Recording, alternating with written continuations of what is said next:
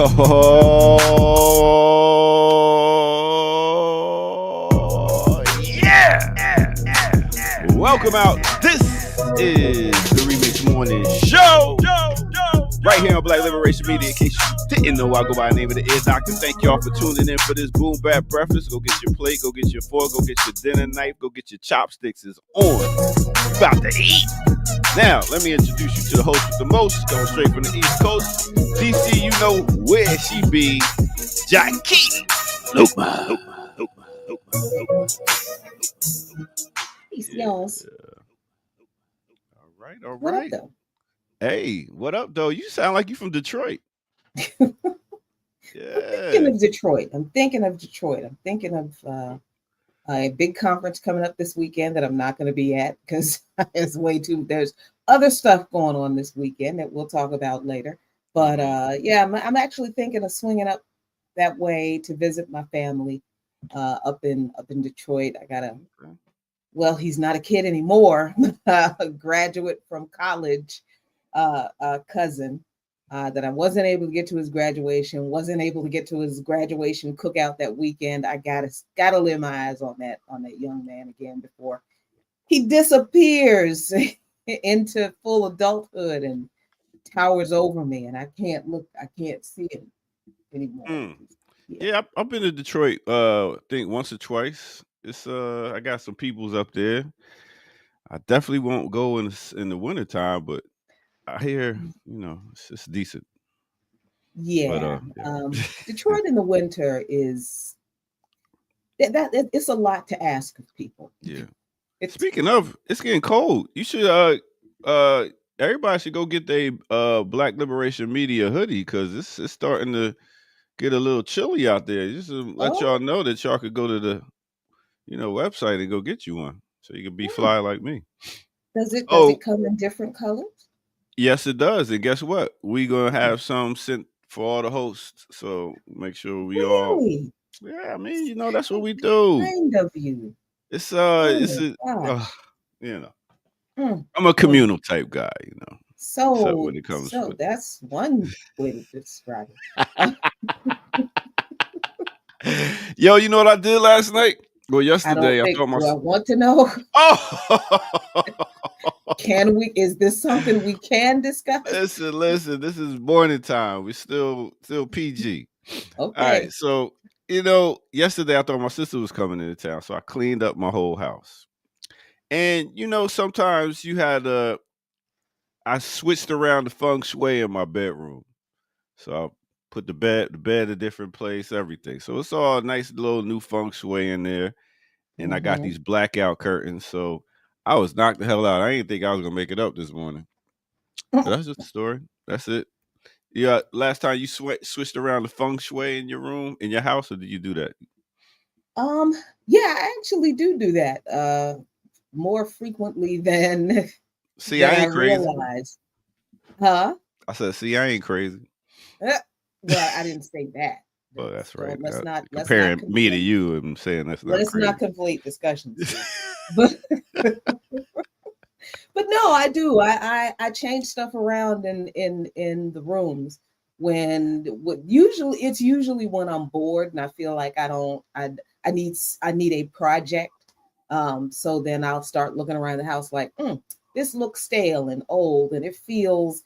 Let me get a different feel, and I move stuff around. And I kind of didn't realize that I do the same thing that my mom did. I'm oh wow, like you know who doesn't ever change around their feng shui? How do you burn it down? Get brown.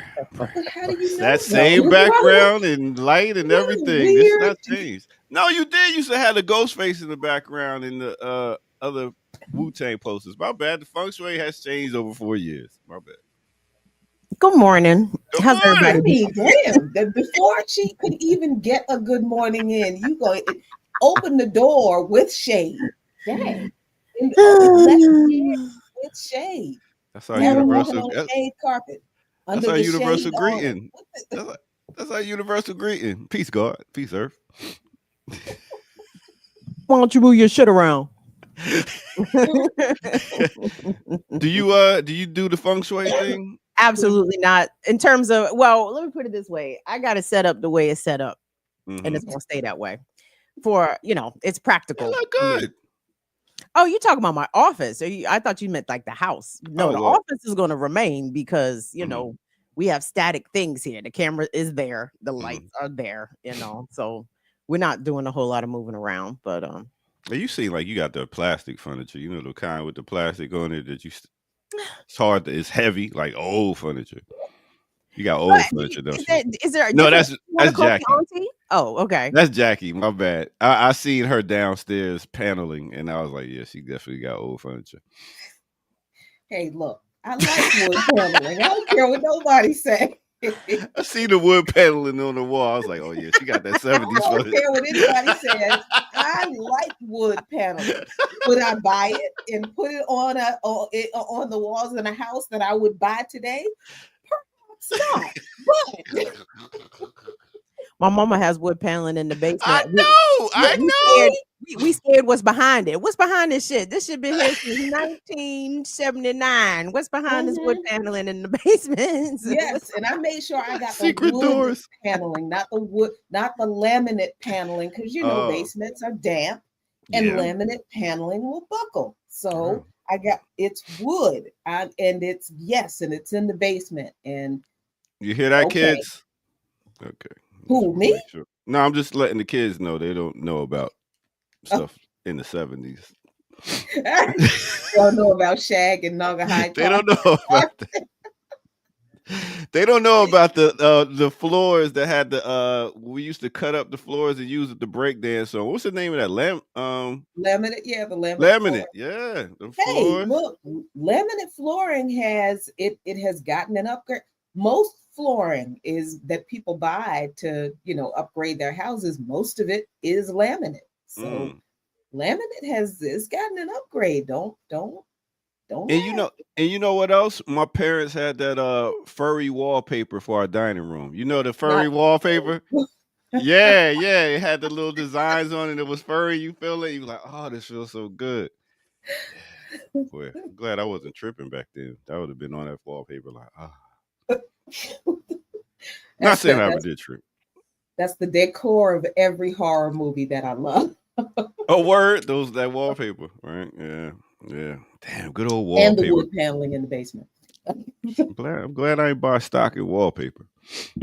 But anyway, how y'all doing?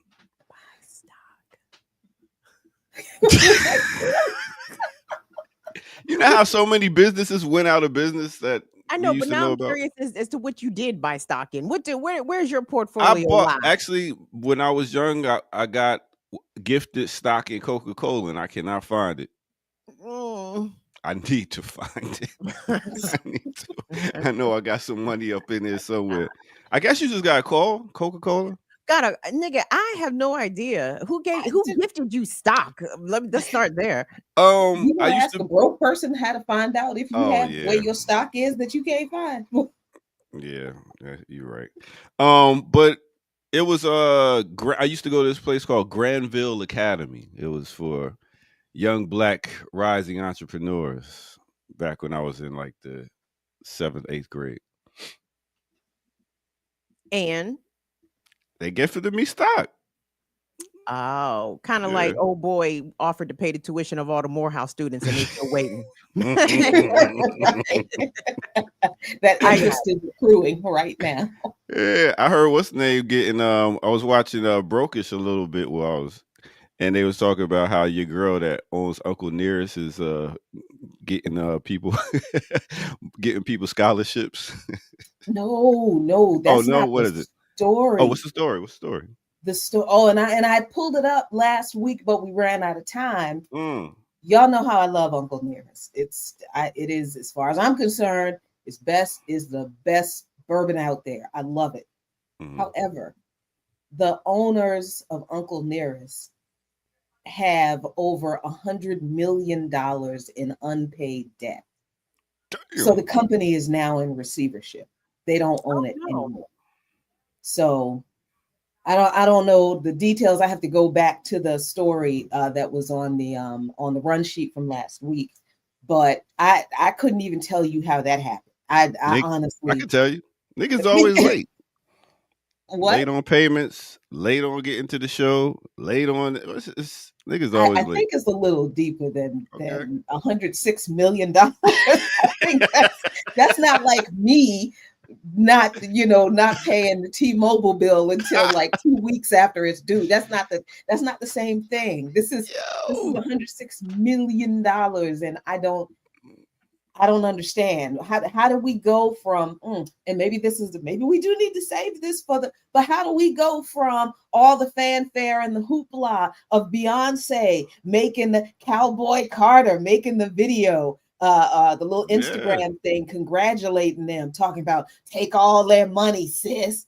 Well, it appears that maybe they did.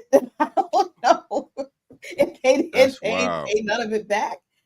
Oh my God. It's unfortunately, I think a lot of our people, our businesses are susceptible to the not just the whims of capitalism, but the pep talk of capitalism, right? Oh, you guys are doing great right now, but you guys want to grow. So listen, we're going to give you a 20 million line of credit. We're here. We're going to give you this. You guys need to build a new, production factory facility. You got to hire some people here. Here's another 40 million in credit line.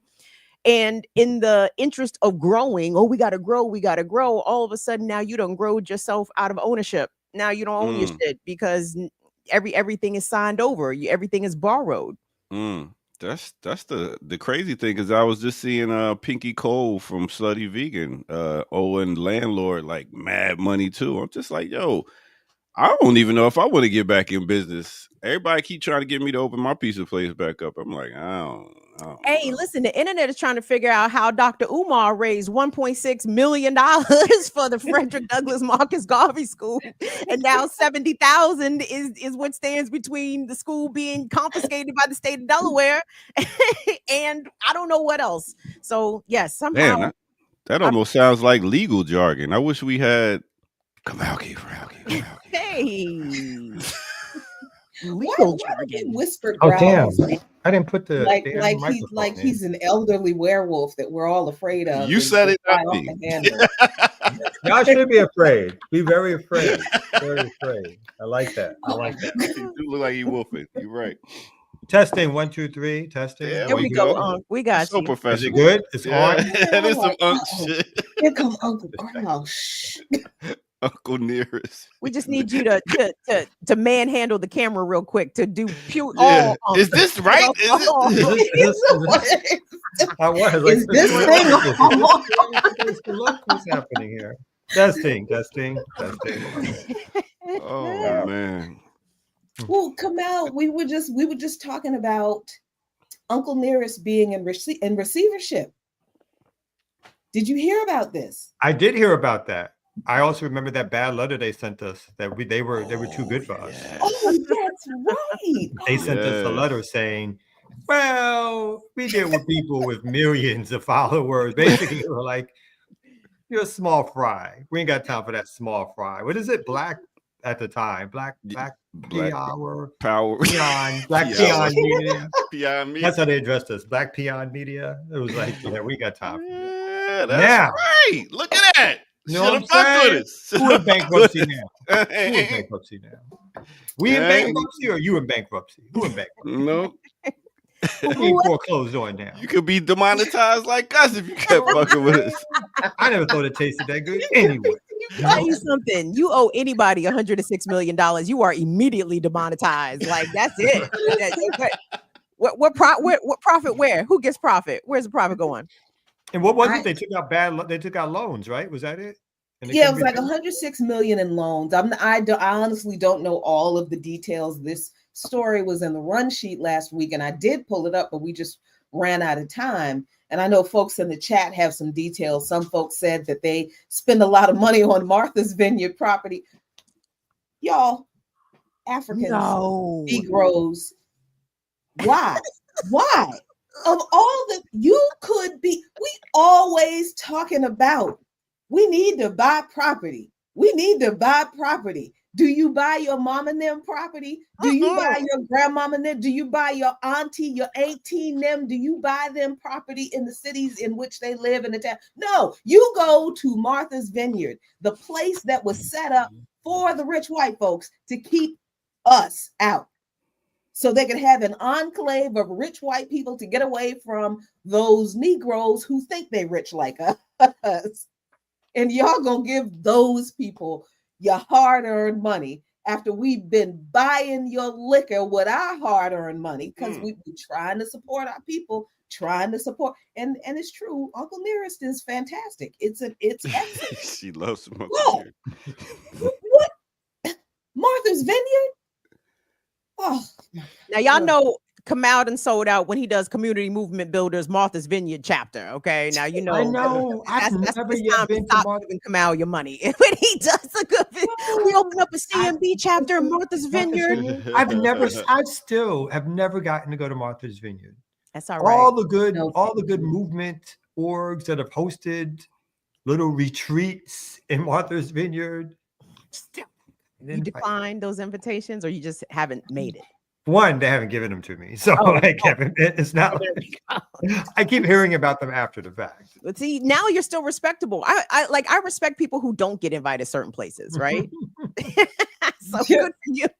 But what is the fascination with Black bourgeois people, even the activist class in Martha's Vineyard? People love Black folks love of a certain class. I've been to some vineyards. You've been there? You've been to the vineyard? Hell, I've been to vineyards, not that one.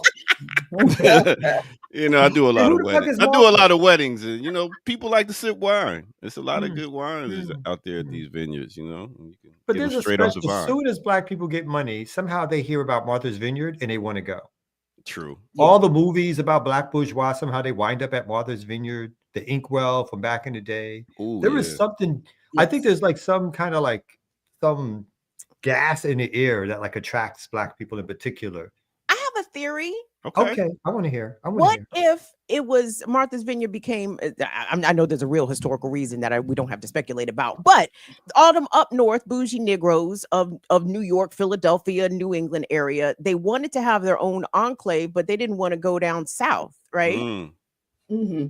So maybe that's part of that's part of the Black part of Martha's Vineyard. But let us be clear: Martha's Vineyard itself, the town, is not a Black town. Martha's Vineyard is because there's some folks in the chat. What? Martha's Vineyard is a Black beach? No. I didn't think I don't know nothing about Martha's Vineyard. Really? You've never heard of Martha's Vineyard? I heard of it. Yes, there was a section of Martha's Vineyard historically where wealthier Black folks would carve out their little. But no, Martha's Vineyard is not a Black. It's not a Black beach, y'all. Okay. Oh, you said it's in Boston. Oh, hell no, it ain't Broad. Massachusetts. Which again, who the fuck wants to go to the beach in Massachusetts? For real. Anyway. I mean, why we like a month? I mean, shit, if we're gonna be bougie. If we're gonna be bougie about our bitches, niggas, you need to go to Florida if we're gonna keep it in the continental United States. But no, miss me with being bougie at a beach in Massachusetts. What? The southern bougie places, where we have these what is it? Those white parties. That's our bouginess. The white parties. The white parties. Yeah, like like Diddy's parties. The big white party. Yeah, you heard of those, though, didn't you? You heard of those? Oh, at the Hamptons. Their doctor was at Hamptons. The Hamptons. That's another spot. Yeah. But not like Martha's Vineyard. I'm telling you, as soon as Black folks get a little money, somehow they've heard of Martha. That's why you haven't heard of it, because you never got any money. So if you got a little money, the new Black people in your life will tell you about going to Martha's Vineyard for a trip. I have friends. They've actually gone. Listen, you got to realize I got friends that Do you? me. I know everybody, man. So they Mhm. tell me about Yeah. Martha's Vineyard. They'll never invite me, but they tell me about it. Yes, don't Yeah. disrespect. Have either of you been? Have either of you been, Jackie? Hell no, they ain't I never have been. really have no desire. And I love beaches. I do. I haven't been to the beach this year yet. And I feel, well, that's not true. I'm sorry. I lied. I was in Colombia. I was on a beach in a whole nother country, but that's not enough. That was not enough Flex. beach for me. So I need to go to some more beaches, but I don't need to go up there. I don't. I'm gonna go at least once. I'm gonna find a way to go. Yeah. Just once. I need to go like once to check it out. It's one of those. I feel like it's the Bat Cave, and it's like I need to see the fucking Bat Cave. You know what I'm Yo, saying? let's go, man. Yeah, let's do it. Yo, me and you at Martha's Vineyard. Oh, we turned that bitch God. out. We will turn that bitch You know what I'm out. saying? We Oh are my God. demonetized. We cannot bail either one of you out. Oh, damn. Like, what I the don't fuck want you to go to looking at? Martha's So what? Vineyard. Come out. I'd be afraid you get co-opted. Oh, definitely. I'm looking forward to it. What are you talking about? You know what I'm Yeah. saying? You see all them Negroes in they linen and they open toe mandals, and you be come out and be like, this is the life I want for myself. I would rock the white Wallies. I would rock the open toe Mandals, sandals. though. Open Mandals. toe, Jackie. The Open leather. toe mandals. Toes ain't seen a pedicure ever. Ain't Yes, seen that'll be my- heels, ain't seen lotion. I can't rock no Oh, Moses 100s. It's about time, sir. Your 50th birthday is in November, sir. You might as well get. Oh. I always, You might as well always- get a pair. if I get in a fight and somebody stomp my feet out, it's a wrap. I'm not, no. So that's the first spot I'm going if I see somebody run up on me with some sandals on. I'm stomping the feet. stomping your toes out. I've never Take had a that. pedicure. Should I go get a pedicure? I Me believe neither. you. Oh, Yes, God. double Please believe. do. Yes, y'all should both. You go. said please do. Please I've never had that either. So I'm going to get one of not those. have those and then things go. out for other people to see. What No. chat real quick? What grade of sandpaper is Kamal's feet? Right and wrong answers in the chat. There's no reason for that. There's no- It's just his Manila. What grade? What texture is sandpaper? What's the texture? Is it rough? Is it fine? It's Jackie's wall. Oh, y'all ain't right, My man. last day when I Y'all come not home. right. I'm Y'all- packing y'all up my set shit me to go up to for this. Martha's Vineyard right now. Right Please, now. Oh, please Lord. read Oh, these Lord. answers. Read me some answers. He just need to scrub his feet over a cement block. In the block. That scene on Martin when she was cutting his toes. Belt him down. Kamal's probably about an inch taller of dead skin on his heel.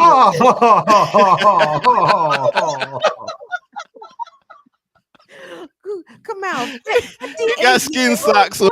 You know what? 58 years you've never been to get a pedicure.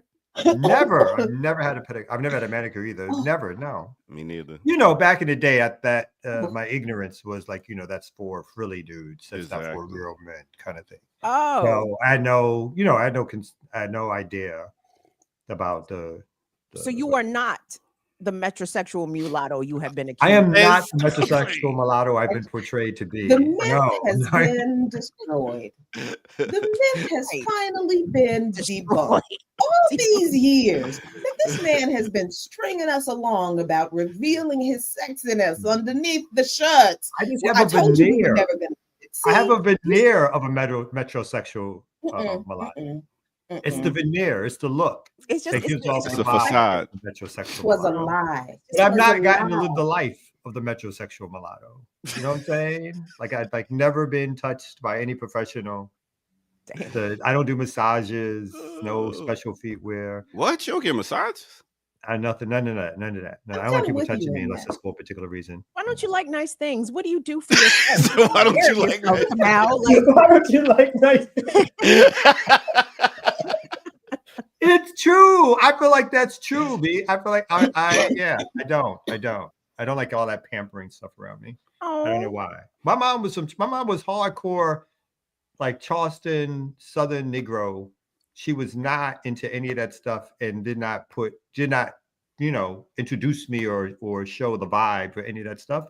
So it all was like foreign and late, and I learned from outsiders about nice things or whatever like that. What about your sister? I was a project. I mean, again, I lived in the projects for like 40 years, 30, 40 years. It does something to you. You don't learn them from your sister? Say again? You didn't learn anything? She's fake bougie. She's not bougie. She wants to be bougie. I told you, she's like, she moved out the project one week. Next week, she comes back. She's like, look at all this piss in the hallway. Look at these people, how they live. I was like, you were just here.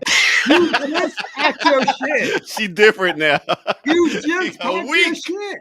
3 3 days days your ago. room's still here. You didn't even make up your bed when you left. Exactly. That's the same piss that was in the elevator when you left that's still there in the elevator. I want to It's meet the your same sister. piss. I want to meet your Wow. sister, man. Oh my gosh, that's Where she live? Now she's actually in Florida. She moved from Oh, black she people got that out of move to New York, Florida, they ain't right. moved to Delaware and then Florida. What black person moves to Florida if they not retiring? Older retired black. She older retired. My sister's Oh. 5 years older than me. Her husband is Oh, there it is. maybe about 8 or 9 years older than her. So it's retirement years now. Yeah. Oh, okay. I'm yeah. You about I'm what? A good 3-4 years? Who? You for Before retirement? what? 65? Or what do you mean? Oh, Before retirement? yeah. I feel like in about 3 or 4 can you stop, Kim? Can you stop? I deserve retirement. I feel like so in 3 I was just like She couldn't contain that shit. I know, it's like, I deserve I say 3 or 4 years. I'm about to be out. 3 years. 3 years. Oh boy. And by retire though, what do you mean by what are you gonna do? Are you gonna? Well, I can't gonna- really retire because I got no pension. Because again, as a ghetto artist, I never got a job. Right? I was always out of a job. So and I can't live on Social Security. So there'll have to be something like like I'm doing something to raise money for folks or doing some kind of organizing, but probably not in the same way in which I'm a director of something. At least I don't think so. Like in 2 or 3 years, I feel like it's with somebody else's. The organization's been whatever, somebody else takes that on. Maybe I might devote more time to Black liberation media. You never know. I mean that was the answer I was looking for, but you had to go all the way around Robert's Barn and say a bunch of other stuff. All the way around Martha's Vineyard. Me and Renee. All the way around Martha's Vineyard. And I will go. Fuck that. I'm going to do Martha's. it, yo. Yeah. And rock I'm not sure about the pedicure and the manicure, but at least once I'm going to go to Martha's Vineyard. I can't have them They can't no secret shit. Not Oriental, but Asian women talking about me while they on my feet. I'm just saying. What are you talking about? How do we get to you in Oriental using the term? Have you not seen the nail salon and who's owning them? Oh, that's right. Okay. Why there do we you go. assume they're talking about you? When they see these feet, they're gonna be having jokes. What you mean? You've never gotten a pedicure either, right? No. Yeah. Oh my gosh. Manicure? Manicure? Mm-mm. See? It's a real man. I mean, that's That's why Gen X men out here checking out early as hell because y'all don't take care of yourselves. Tim's in the summertime back in the day. Yeah. Vortex. Sweaty, didn't make no difference. A hot, That's sweaty that's why there's a whole generation of black men with alligator feet. You ain't lying. That's why. That's why. Because it was looked Tim's at in as the being summertime. soft. Like, and no yeah. pedicure. like you ride by and see one of your boys in a nail salon, you like, yo, What the heck? my Even man. sandals back. Sandals are a new phenomenon. Like the slip-ons. I That still wasn't don't rock back in the day. sandals. Dudes, real dudes didn't have their toes out. Nah, come on. We don't believe in that. Come on. That's some new shit. That's some Yeah. No, it's 25, not 30 year old. shit. That's the boomers did that. The boomers put their toes out. That's not new. That's old. It skipped generation in Brooklyn. It skipped a couple of generations before toes were allowed to be out. Toes were All not right, allowed to Tabs be on out. the toes. Okay. Nah. All right. Yeah. Right Especially ahead. walking around in New York, all the people about Yeah. step on your feet. Get out of here. It'd be 120 degrees. You got on some Timbs in the summertime. If you were real Real. man. Now you can step on my feet and then we can fight. All right. So I That's right, guess don't step on. and I'm ready to fight. I can run. I ain't got my pants sagging, even though we did No. have baggy pants because we always bought extra large clothes and didn't have a belt. But And that was why we sagging. But anyway, I guess it's time to take a break. I guess people are ready for some news and Oh stuff Lord, like that. yes. What please. y'all think? All All y'all right. dragging feet are really bothering me. Just Oh my the God. thought of it. Oh. All right. Remix Morning Show, y'all. We'll be right back after this break. Let's go. Get on my level. Let's go. Get on my level.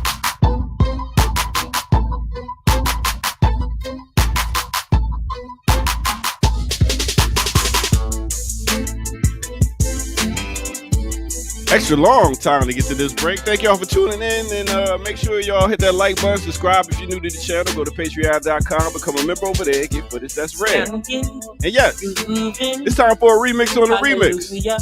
No hands, just like Waka Flocka. Let's get to it right here on the Remix Morning Show. Let's go. Come on. Skanking, grooving, under pressure. Yeah, skanking, grooving. Under the pressures of a life and it tough. No stay down, mama, time pick it up. No bother with the down, full style, strictly up, full vibe. Now pick it up when the bills, them, the rent and the mortgage due. Yeah, yeah. When me chalice, when your best friends are gone and it's only you. Yeah, like up a split, turn up the music. Skanking sweet. Everybody wanna feel like me. Forget your troubles and you rock with me. You don't feel a reggae music sweet. Yeah. All right, let me take you to a time and place. Let me take you back to 2004. Yes, we're talking about with no other than Trillville and Little Scrappy off that album, The King of Crunk. The Never Ever remix. Yes, Never Ever is the name of the song. Mixed with a little bit of 2017. We talking about the man them called Chronics of Chronology. Name of that song, The Skank is Sweet. Once again, make sure y'all do all the things I asked y'all to do and hit all them buttons I asked y'all to do and go to the website and donate. BLKLiberationMedia.org and go get you some merch. Get you a fly hoodie like the one you see. All right, with that said, let's get right back to it. Right here on no other than the Remix Morning Show. My dreams, look at my act, look at my dreams, look at my act. Get on my level. Hell no, never that. Get on my level. Get on my All level. you do is chit chat, phone face, fuck a phone time, fuck a bone. That Crunk era was something, wasn't it? That's fight music. You talk It about was. chilling. Yes, that's The Southern hook, fight though, music. I love the hook, bitch nigga. You could never ever. Ever. Get on my level. Get on my level. And then Nuck If You Buck. Oh my goodness. Woo, I used to do parties with kids and play that at the end of the night because I knew it was gonna be a fight. It was always a fight. Nuck If I You was Buck. still hosting the club when Nuck If You Buck came out. What? And the promoters would tell the DJ, don't play that record. Yeah. And he would just let it tease it. Nuck If You Buck. And No. all of a sudden you just see the whole crowd. It's just moving, moving. And it's like, whoa, easy, everybody. Take it easy. Man, I love black people, man. I really do. I was just thinking about how when I play like Swag Surf and the whole crowd, the line dances, man. We something out here. Big up to black people. All right. Later. Wait a minute. This is what I love about black people. This is what I love about black people. Oh, black people gave great answers about what grade is Kamal's feet in terms of sandpaper, by the way. Black people. Some people answered glass shards. Another answer was cobblestones. Keontae said whatever grade sans iron. I said, yep. You know what? Actually, speak to a foundry. This is my message to the chat today. This is my message. Here we go. You a cold bitch. You a bitch. Why the fuck y'all fuck with these kids, man? Go look for who y'all supposed to be looking for. You bitch ass nigga. Cold bitch. You definitely a bitch. You know you a bitch. All y'all some man, fuck you, nigga. Don't touch me no more, bitch. I ain't touch your bitch ass. Fuck you, nigga. I'm gonna spit in your face and touch me again. Fuck you. Fuck this number. Don't touch me no more, you bitch ass nigga. Don't touch me, I'm gonna spit in your face, bitch. Fuck y'all. Yeah, fuck 12, nigga. Y'all know about me, you bitch ass nigga. Woo! That's from Kamal, chat. That's how I get my day going. That's how I get my day going. Woo! Ooh, DC that's energy still my favorite video. selfies. It's still my Listen. favorite video. Kamal, there's 100 more like it. I do nothing but spend my days on TikTok. Favorite Collecting the video. of Washingtonians straight cussing out every law enforcement that they can see and find. Men, women, children, everyone. Yep. You got to send me the link. Send me the link to your show when you do the videos. I got to see the link. I usually do the show. I usually do the videos at the top of the show. So yes, I've been running them joints. Absolutely. They've been fantastic. And I've even been seeing some videos in Baltimore. I ran this video twice on my Friday show where it didn't show the officer getting hit per se, but it did show him kind of on the ground, a little dazed. And the commentary by the Baltimore youth was, "You got knocked the fuck out, yo. We told yo stop talking shit. We told you stop talking shit. You came out here and got knocked the fuck out. And we go and y'all yo's is next." Pointing at the other cops. It was great. I said, look at my people. Look at my people out here. But Ear Doctor, two-step us into the news, good bruv. Thank you. Please.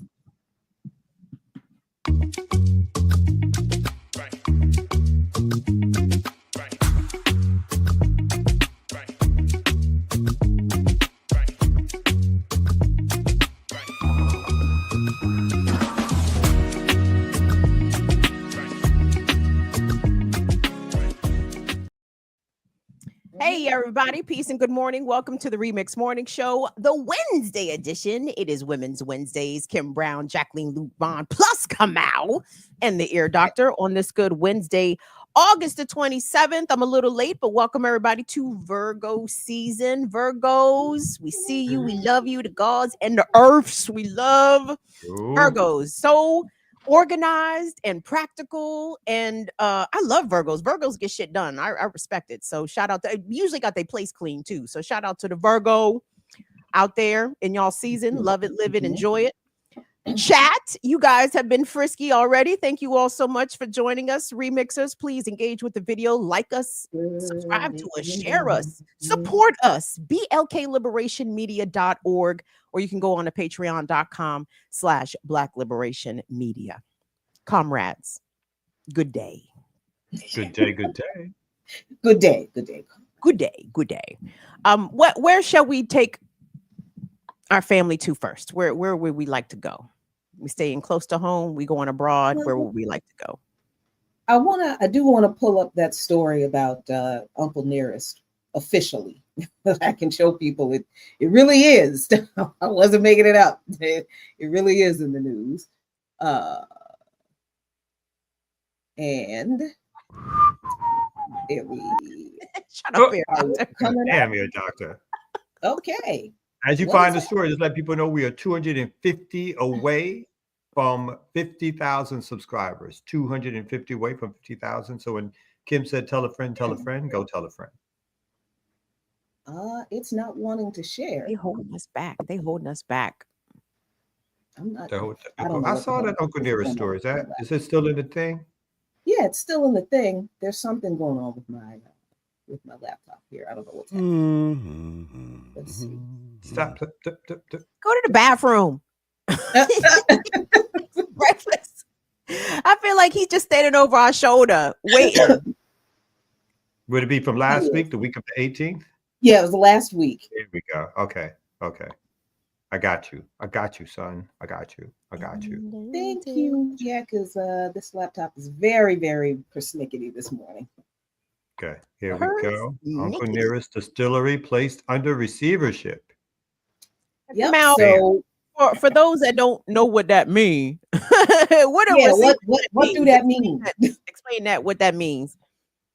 Well, that means basically that the company has been taken away from its owner for now, and that there is another person appointed by the court who is running the company to make sure the debts are paid or the resources are being used in a way in which the courts have approved for the lenders to be paid back. And so it could be a temporary thing. It could be a permanent thing. We have, that all of that can happen under receivership. Yep. Y'all want me to read the story? I have another question. I'm sorry. So what kind of court decides that? Is that bankruptcy court? Who decides that? What kind of judge decides that? That I'm not. It could be bankruptcy court. It could be regular civil court. It could be that the creditors took Uncle Remus. Oh my God, I was going to say Uncle Remus. Uncle Remus. No, they took Uncle Nearest to court, and that was the decision of the judge to temporarily place it under receivership of some kind. So it could be because of that, a lawsuit, or usually in bankruptcy court, the idea is that it stays in the hands of the ownership, but that the debts are rearranged and some debts are actually canceled. And so it allows the company to come out and to survive. And so I haven't read the story, so I don't know quite how it wound up in receivership. Okay, I'm sorry, I'm asking you all the questions. So receivership is different than Chapter 11 bankruptcy, I'm guessing. Yeah. Chapter 11 bankruptcy is something you file yourself. Okay, but even for a company, is it? Got it. Okay. Yeah. So the story. These are the details of the story. On August 14th, federal judge in Tennessee granted lender Farm Credit's request. So Kamau is in this case, it was the creditors that took them to court to appoint a receiver over Nearest Green, which is the company that makes Uncle Nearest, claiming the founder, Fawn Weaver, her husband, Keith, the distillery, and their Uncle Nearest whiskey brand have defaulted on more than $108 million in loans and are nearing additional missed payments. And this was reported in the Lexington Herald Leader at first. The order states that the receivership is needed to protect the disputed assets because the lenders want their money. Manage the property, and if necessary, help the court reach a fair final distribution.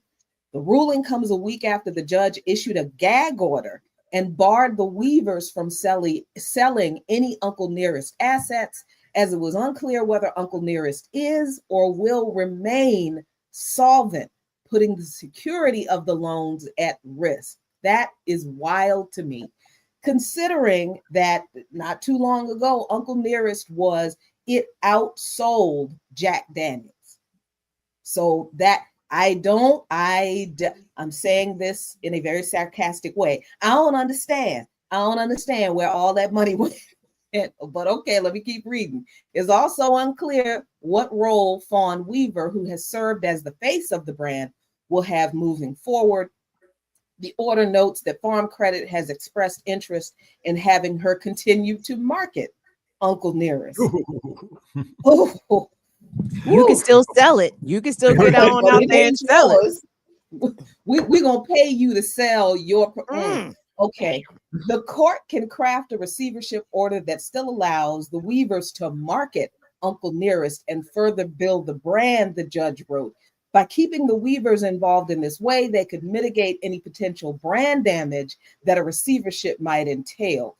The Weavers and Farm Credit both acknowledged that the loans increased by $24 million due to misrepresentations of Uncle Nearest's barrel inventory. It's a deception the Weavers blame on former CFO, Chief Financial Officer Mike Senzaki, who allegedly fabricated the barrel inventory without their knowledge. The judge was not convinced and granted the lender's request for receivership. Given that this $24 million was supposed to be secured by the illusory whiskey barrels, whiskey that wasn't there, that these barrels do not exist strongly suggests that the loans are not adequately secured, particularly where almost all of Uncle Nearest's other assets are already encumbered, the judge wrote. Accordingly, this factor weighs in favor of a receivership. The Weavers and Farm Credit have until, that deadline is past August 20 to provide additional briefs on their proposed candidates for the receivership. So, grand again, opening, grand closing. Goddamn, your man Hove cracked the can open again. Grand opening, grand closing. Is that what this is? Not it really. Is not exactly, but close. It is That's another crazy. example. It's another example of the folly of capitalism in general, but Black capitalism specifically saving us. Because look, I'm not. I don't think I have enough information to say that the Weavers lied, although I'm trying to be generous and I probably shouldn't, because I'm sorry, I really don't believe they didn't know their CFO lied about them. Like, come on, man. Your CFO secretly behind your back, and you didn't know, got an additional $24 million in loans based off of some whiskey barrels that weren't there, and you didn't know. I'm sorry. They I secured the don't loan. believe. The lie happened to be the thing that secured your loans, that got you the extra credit that you wanted at the time, but you didn't know at the time that the lie was being done. That's a little bit. I might have been a little suspicious too about it. I was like, what? Yeah, can you imagine what her That's salary was? Because this is the thing too.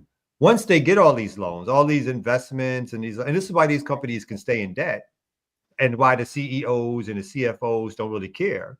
Because what they do is, once all the loans come in, whether it's like from the investor class or whether it's institutional lenders, the first thing that happens with the loans is that the folks at top increase their salaries and their stock options and all that kind of stuff before they make any investment in the company. The thing is, get the money in, and once the money's in, you get a salary that's now, instead of 400 or 500,000, I don't know what she was making. Now that loan is giving you a salary of $2 or $3 million. You haven't produced anything with that new money. You got to pay all that money back. But what you do is that you make sure that the salary increase comes to you first. And then no matter what happens with the company, for that, whatever that run is, that the company lasts, whether it succeeds or fails, you still have gotten now your bonuses, your stock options, and your salaries, at least for that time period.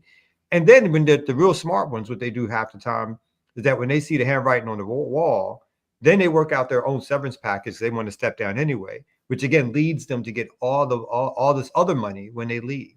So then whatever's left, then that might be invested. But it's never really about the full investment into company.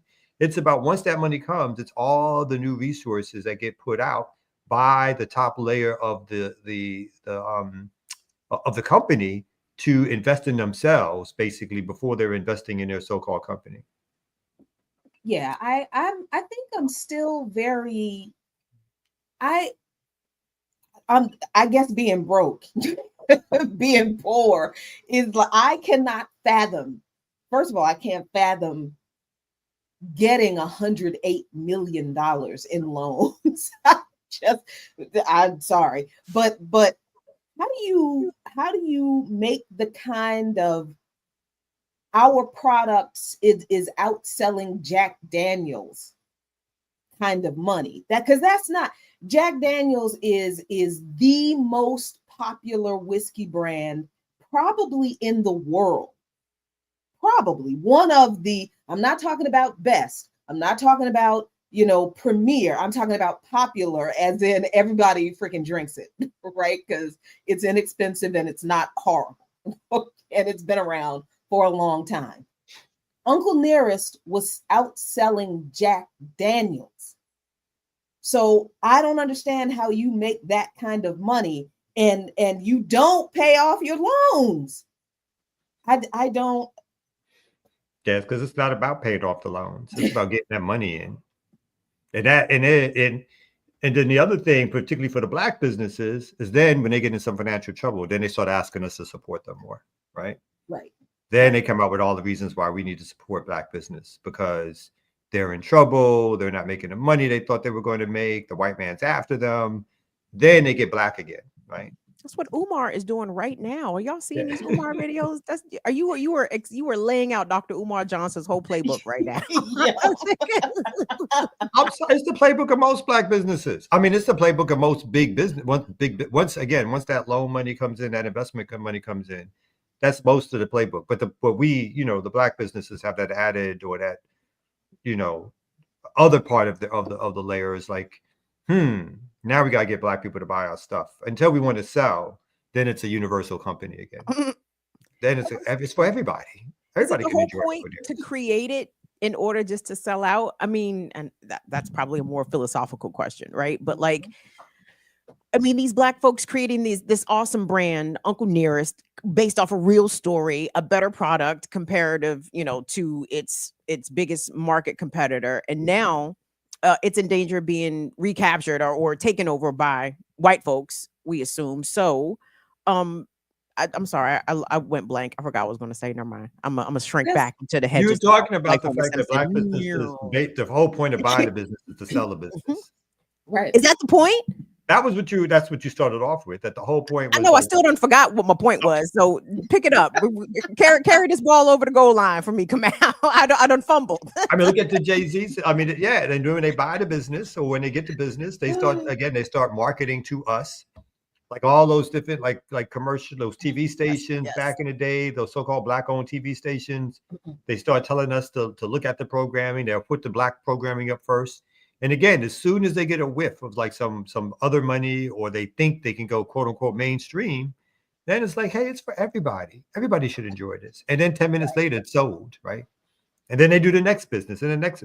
I mean, Jay-Z is the perfect example. How many black businesses have Jay-Z had until he sold it to like the white corporations, and then he's on to the next kind of thing. Right, exactly. And I love how folks in the chat are majoring in the minors here, because, you know, every time you don't get a detail exactly, absolutely perfect and say it the way everybody wants it to be said, they got to harp on that and miss the entire point of the discussion. I don't give a fuck if Uncle Nearest never sold a goddamn bottle compared to Jack Daniels. That's not the fucking point. Black people were buying Uncle Nearest because Uncle Nearest was a black-owned company and a stiff competitor to Jack Daniels. And it was absolutely reported at one point that at some point in time, Uncle Nearest did outsell Jack Daniels, even if it was for a fucking week. But even if that was not true, y'all, the fact and the point of the story still remains. Black capitalism is not the answer to anything. And Black businesses do not survive in this capitalist environment the way other businesses do. Because do we really believe that other whiskey companies, other liquor companies, other companies like this haven't defaulted on their loans? Did they all go into receivership? No, they didn't. They did not. So there's the other aspect of this, that we know that in the business that people were gunning for Uncle Nearest because they didn't want this whole history of Jack Daniels being connected to slavery. And, you know, the whites didn't want to talk about this shit no more. So they did not want Uncle Nearest around. And I do think that this is also an example of how, even if these folks were being shady with the money, they can't get away with the same stuff that white folks do in this capitalist environment. So these folks not paying their loans.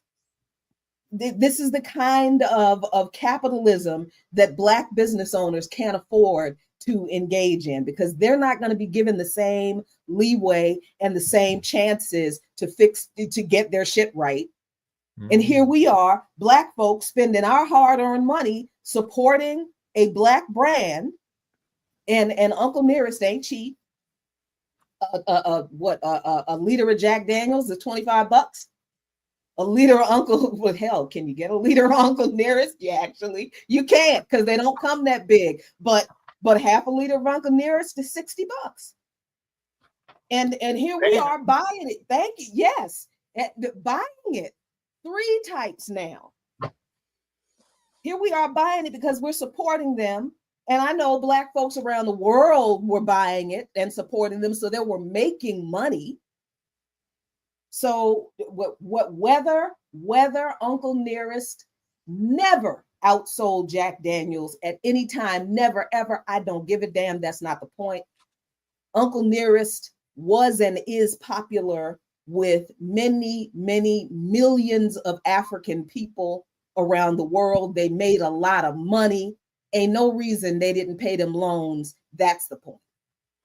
And listen, Black folks, I know all of us don't have bad credit. Some of us do have good credit. Just because the white banks want to kick you some credit, you don't have to say yes. You can say no. Turn that shit down. I They are got a not gonna- boost on my credit limit on Klarna. I said I don't need all this shit. I said I'm gonna be y'all gonna have me fucking around and Klarning a fucking couch out here that I cannot afford. No, Never that. take this Never back. that. Take this back. Never I do not that. need this credit line. So, And- but see, niggas think that not just niggas, but people when they get a line of credit. Oh, I got a $10,000 line of credit. I done seen this $8,000 whatever. No, Don't no. do that. Don't do it. You play with $1,000 of that $10,000 credit limit. Don't fuck around, because then you're gonna be stuck. They're gonna come take all your things, like they about to do to Uncle Nearest. That's unfortunate. And Vicky was right. This is the Uncle Nearest that was gifted to the show. But yeah, look, I've still not opened it.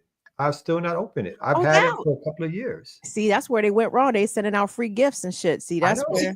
Well, no, they didn't send it to us. No.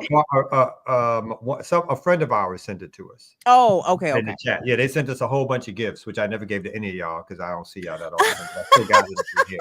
I didn't They're see you like 3 cards. times this year. Where's my shit? I got Yeah, because then I got to pack. I got to remember to pack it up. I got a puzzle for you, Jackie. They did the themes. They did a Christian theme. They did like a Black Jesus puzzle they sent, which was specifically for you. Is he whipping people? Is he whipping people? No, he's like looking up. He's looking up at the clock. Well, hold on one second. Let me get them. I want to know how long Kamau has been sitting on our gifts. I'll take that Uncle Nearest. I live nearest. I showed this on the air. This is the Black Jesus puzzle. Oh wow! Is that? I mean, Okay, people clearly Is don't that a know Black that Jesus well. rising out of white Jesus? It's a black. No, it's the dude in the who's the dude with the lions too? Who's the dude? Daniel and the Lions? Daniel, yeah, Daniel and the They lions. just threw every story on one picture. Just put some blackface. Probably in it. got somebody with a stone about to knock No, out somebody David or seriously. Goliath. They did it in a way that was supposed to be supportive, and they were like saying, "Hey, folks have got these things," and they sent a lovely gift bag. Yeah, I just didn't get the gifts. That's all. sweet. And you just There's some kept our Cuban stuff. cigars. Some cigars. I live nearest. You live You nearest. kept Cuban It's cigar- just sitting there on the shelf. Are you? I didn't open none of this shit. I was not even listen, Uh, whoever sent the gifts, thank you so much. Kamau never Thank you. informed us that gifts were sent. Oh We my had no God. Wow. idea. And we did a We whole didn't program know. on air where I opened the packages and I did dun dun dun dun dun dun dun dun dun. How long I ago mean, was this? This A was year? It was like over a Years year ago. change ago. Yeah. Oh, Nigga, what ago? It was like, yeah, it was well over a year ago. Now I never sent it to none of you motherfuckers, but I did receive and I did tell you we Wow. got the gifts. You ain't yeah. telling nothing about no gift. I did tell y'all. he Yeah, did. He did. He just never gave it to us. Yeah. I hoarded it. I took Ricky it out. said you hoarding. You hoarder. You were sitting on our shit. Wow. If I was really hoarding, I would have drunk that shit and played my puzzle. And I never took Just it. show the empty bottle. Hey, you could have had a puzzle date like me, Bruh. man. I put a Jesus head on the line. Like, oh, I want this shit fit as I'm drinking my Uncle Nearest. Don't sleep on those frisbee and puzzle dates, y'all. I'm just Oh saying. Lord Jesus. All right, we got guests coming through. What? Yes, we do. Y'all Wait, y'all is everybody sleeping here on yet? They're coming. They're coming. y'all sleep. Y'all want a Oh, it's real? my peoples are coming. God. Wait a minute. Oh my! Is this y'all didn't tell anybody me I you don't like? My peoples. Ear doctor, you Huh? like everybody. Oh, yeah, Hush. that's Don't right. say such things. I forgot this mic was on. All right, let's go ahead and take a quick break, and we're gonna come back right here with some more on the Remix Niggas. Morning Show. Hey.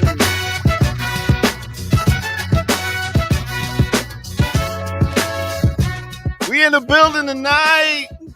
What's good, everybody? Hit that like button, subscribe if you're new to the channel. Go to patreon.com, become a member over there, get footage that's rare. Yes, you can donate where? At blkliberationmedia.org. Show your love there. Get you some merch while you over there. Get you a fly hoodie like that right there. You can come out in the wintertime, in the fall, like bam, bam. What y'all know about this? What y'all know about me? All right. Let's give an artist spotlight real quick. You know, I big up to all my Baltimoreans and stuff like that. I wanted to give a shout out to one of their peoples. Let's talk about my man, Charles S. Dutton. Charles S. Dutton.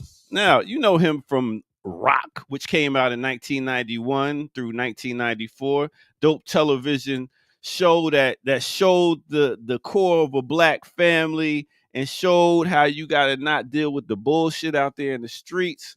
Very good show. He did that, and he also did the piano lesson in 1995. Got him a Golden Globe Award. And he got many accolades. We talk about Primetime Emmy Awards, 3 NAACP awards. He's been in mad films. You can just go down the list from back in the day, from starting off doing plays to doing films. But the wild thing is, he was in Baltimore. He ain't even finished middle school. Got out of middle school. He got his name Rock from fighting. He was boxing for a bit. And then he got into a fight that resulted in the death of a man, and who he claimed attacked him with a knife. He wound up going to jail. He pled guilty to manslaughter. Next thing you know, while he was in jail, he started reading books. He became interested in the movements of the Black Panther Party. So he got his GED, started doing some more learning, read some books from Black playwrights. And then the next thing you know, he off in school, got his degree, and then he get out, and his first play he does is in 1984. He does Mama Rainey's Black Bottom. He goes from there to doing so many other. We talking about Crocodile Dundee, Menace to Society, all these films. He always played that good, strong Black man. Big up to no other than Charles Dutton. With that said, keep doing your work, my brother. And we are back to the Remix Morning Show. Let's go check out, see what they doing over there. All right.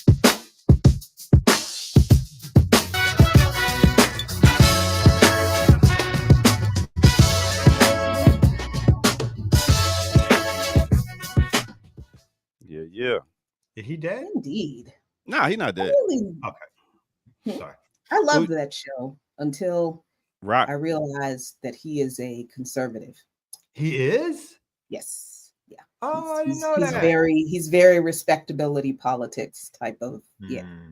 Mm. But Rock So was Black- one of my favorite shows. I love that show. I know, around your way, from Black Panther Party reading to conservative. Wow. Hey, there Oh, was no. I mean, any movie is a movie. It's a paycheck. So they don't. I guess he like his money. Yeah. I was kind of a fan, but I always felt he was playing the same character in every movie. It's like one of those actors. Strong Black man. Well, it's kind of like one of those actors. No matter how they act, it's always feeling like it's the same. Like you're like, oh, it's that dude again, and he's doing that same voice, that same. No matter what role. Yeah, exactly. No matter what role, it's that same style. So it's kind of like, I'm not quite sure. Yeah. All right. Well, let's clean up. We got some guests coming through, and do what we do. That's right. Let's get into this conversation about this weekend, because man, there's a lot going on, and the end. We're here at the end of Black August, and we've got some serious work going on this weekend. So let's get into talking about it. Let's go.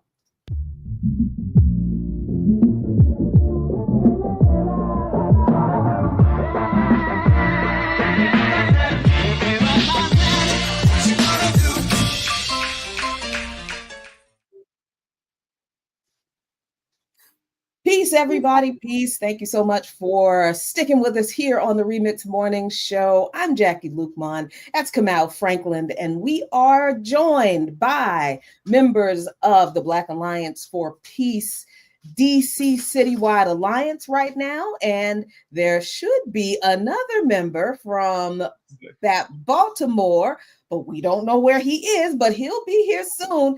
Tay, Evan, co-coordinators of the Black Alliance for Peace DC Citywide Alliance. What up? Thank you for joining us today. Peace, Jackie, for having us. Peace. Good morning. All right. So listen, this weekend, I guess I should say, we're always busy all the time, especially now with everything that's going on in the world. But this weekend is really important.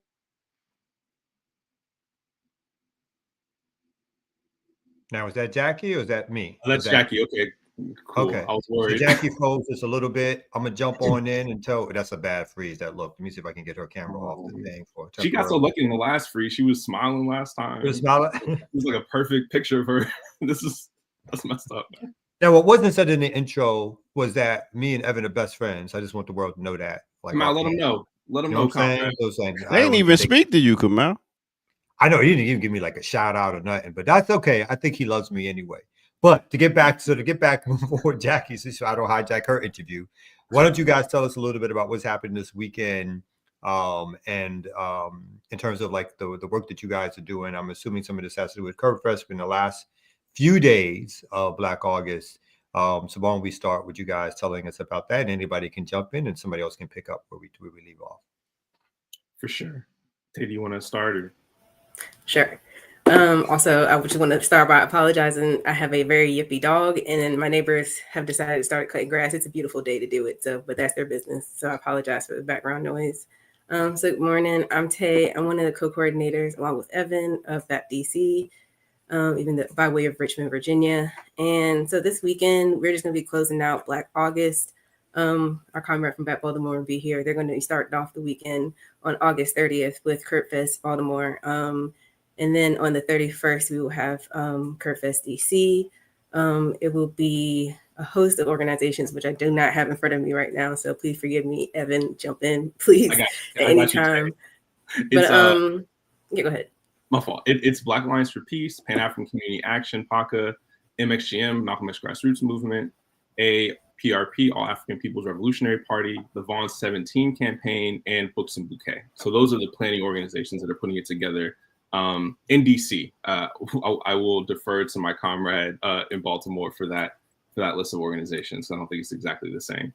But yeah, just following up on my comrade Tay, right? This is, and as you said, Kamal, this is our into Black August. This is our revolutionary response to supporting our political prisoners. So for those who aren't aware, Curbfest is an event that's put on specifically without any permits, without any any acknowledgement from the state, right? And it's done based off of people donating in kind, food, performances, etc. And it is our way of bringing education and awareness, not just to our struggles here outside of the walls, but also to the struggle of our political prisoners inside of the walls. And importantly, driving people into the work of our organizations. So just to kind of give a background, like that's the goal. And we can go into more detail about, what to expect and all of that stuff, but just want to start there. So 2 quick questions. And again, either of you can pick up on it. And in the private chat, could you drop a link to the Curbfest and I can bring it up on the screen? Gotcha. But 1, why is the name Curbfest? And 2, what is the origin? Obviously, at this stage, we understand that it's to support political prisoners, or letting people know about political prisoners. How did the name Curbfest come about, and what is the origins of the idea of doing "quote unquote" Curbfest in terms of supporting political prisoners? So now Curbfest is a spinoff of Poetry Fest, which was hosted by Ross. I'm sorry, I'm going to read my notes so I can make sure I pronounce things right. Russ Schultz III and other Philly organizers. And Curbfest was first hosted in DC. Not in DC, but in summer 2021. Unfortunately, I do not really know which city. It first started in Philly. Well, yeah, Philly. But I will say the origin of Curbfest is hosted on the curb of any street. So as Evans shared, we do not get permits. We don't ask for permission from the city. We pretty much go into the community. We link with communities that we've been organizing with.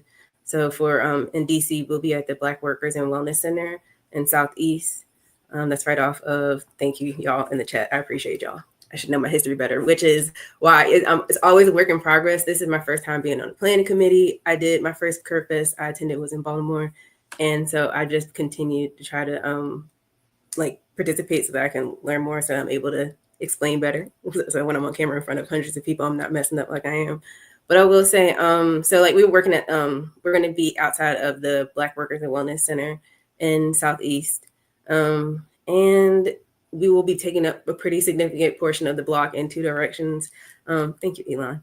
And I will say our Curbfest national leadership includes, of course, our national chair, one of our national chairs, Ricky Ryan, who's in the chat, who's a great support and a good push to push you in leadership and push you beyond your bounds. And also, I just say it's a great opportunity to learn more about supporting the people that you often forget about. I do not forget now that I work in mental health and I'm at the jails about every week, working with my clients, because since, we're being in Curbfest and learning more about what prisoners go through in general, much less political prisoners. I just try my very best to do this work and learn more every year. So, yeah, go ahead, Evan. Yeah. Evan, you want to add anything to that? Yeah, and I do. Yes.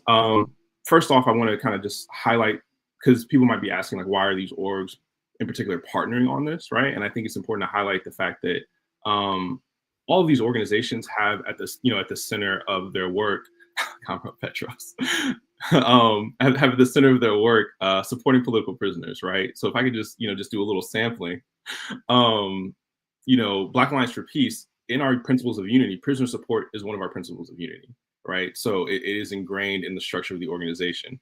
For PACA, for Pan-African Community Action, we understand African Black people as a domestic colony, right? So our political prisoners are our combatants, right? Those are our soldiers who have been fighting for our liberation, right? Of course, the U.S. won't say that they have political prisoners, because that's only something that horrible countries like China and Cuba and Russia do, right? Never, the great United States, right? But of course, we know that that's not true. We know that we have political prisoners. And it's important that we not just highlight their struggles and their experiences, but drive people to support them. So kind of moving into what people can expect at Curbfest, among other things, we'll have letter writing campaigns, right? So we will have ways in which people can directly get involved with supporting political prisoners. One way is through, but you can also expect political education, free food, acupuncture, various performances, musical included, produce distribution, book giveaways.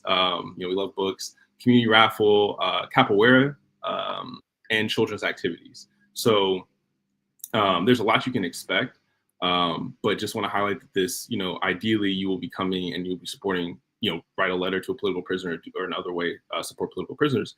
And hopefully, fingers crossed, you join one of the revolutionary organizations that has helped to plan this and get involved in their work, because they are always, they're always doing this work. So just wanted to add those pieces. No, that's good. I think Jackie has just joined us. Jackie, I don't know if you're ready. I was going to give Petros an opportunity to tell us a little bit about what's happening in Baltimore. And the same thing, Petro, if you could drop the link in the private chat for Baltimore, I could add that also when you before the interview is over, so folks can see what's happening there. Nope, go ahead. Yep, please do. Thank you, Kamal. Just to talk a little bit about Baltimore. Curbfest started in 2021 in Philly. Just want to also put that out there. And we have been participating collectively in the Curbfest in Baltimore for a few years now. But in Philly started by Mentor the org, which is Rush Schultz, Yane, Erica Caines, and T.I. Baltimore started doing it in 2022, and this is our fourth one. But obviously, just like Evan said, this isn't just solely like a rhetorical support for political prisoners within the Imperial Corps, but this is raising awareness, but then getting people to, after that awareness, act on just trying to help free those people who are locked behind bars and continue to be put behind bars, like, a long, slow death behind it. But as you see, August 30th, 2 p.m. in front of Red Emma is just, please come out. We will have plenty of tables. We will be on the sidewalk on both sides of the street, and you can come and speak to the various organizations that are working together to just really explain that there are political prisoners in the United States, and they are still there, and they do need help, just basically. So let me apologize. Had a power outage. Transformer blew. Somebody literally drove into the power line out up on Southern Avenue. So yeah, that was fun. And they quickly got everything redirected. It's never a dull moment in the hood over here. But but that's like, I think, almost like a perfect segue, because we are in the middle of what is obviously a heightened time of of repression, of fear for a lot of our people. A lot of our people have experienced something that they've never seen before in their community, in the deployment of the National Guard here in DC, the federal government taking over MPD. How do we talk about political prisoners who have been behind the walls for decades, like Mumia, like telling the story of Reverend Joy Powell, explaining the importance of like you all mentioned, Russell Maroon Schultz and that family, and the continued struggle for so many people. Leonard Peltier, his significance to the struggles that people are going on today. How do we tie in this advocacy for political prisoners with what particularly the youth are facing out on the street today, particularly in DC and Baltimore? And any one of you can answer that question. Yeah, no, I mean, it's a good question, Jackie. I think the immediate answer is that these are the oppression that our political prisoners face behind the walls and that we face here outside of the walls is one and the same, right? It's a part of the same system. So I think starting there is really important. The type of repression, the tools, the strategies, the logics that cops use or pigs use inside the walls, right, to so-called discipline or really abuse our political prisoners. It's the exact same way that they treat people in our colonized communities, right? So you can see the way police are coming up harassing kids and people minding their business in DC. I think another really clear connection, this is something I want to highlight just because Pocket is having a session tonight that I do want to highlight as well. But one of the really clear connections is medical neglect, right? So we're very aware, I highlight Mumia, right? It's very timely, right? The state is, by way of medical neglect, trying to just let Mumia go blind. I mean, they were trying to kill him, anyway, right, for decades. But this in the newest iteration, right, he's slowly going blind, right? And due to medical neglect, right? Because this is something that could be easily solved, to my understanding. It's relatively quick and simple surgery, but the city is not willing to do it. And we can connect that kind of medical neglect to the way in which our communities, our colonized communities here in DC, suffer from a lack of medical care, lack of hospitals, lack of hospitals that can deal with the type of injuries that people experience, or even just general maternal care, for instance, right? So much so that the life expectancy between say Ward 7 or 8 is, I think, like 15, 16 years different than it is in the wealthier parts of the city, wealthier white parts of the city. So I say all that to say that these are the same struggle. These are not different struggles. They're the same struggle, right? Different parts of the same struggle. And this evening, I know you had it up, Jackie. I'm sorry about that. This evening, we're going to have our last session. This is many of you may know that Pocket has our ASSGs, our Scholarship Core Study Groups. We also, for Black August, are partnering for a special series, Black August Resistance, with MXGM. This will be the last session on community-controlled people's clinics and the struggle to liberate political prisoners. And this session is in particular meant to build upon all of the work that we've been doing throughout the month.